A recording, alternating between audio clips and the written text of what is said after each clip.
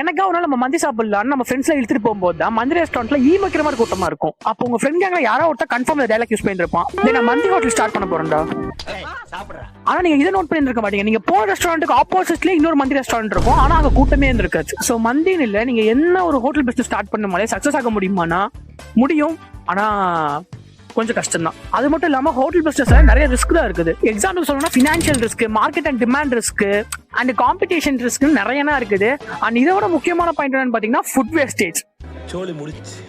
And என்ன bro நீ இப்படி சொல்றதை வந்து ஸ்டார்ட் பண்ணா சக்சஸே ஆக முடியாது அப்படின்லாம் கேட்டீங்கன்னா அப்படிலாம் இல்லை நண்பர்களே. சக்சஸ் ஆக நீங்க என்ன பிசினஸ் பண்ணாலுமே சக்சஸ் ஆகலாம், ஆனா அது வந்து கரெக்டா பண்ணா சக்சஸ் ஆக முடியும்.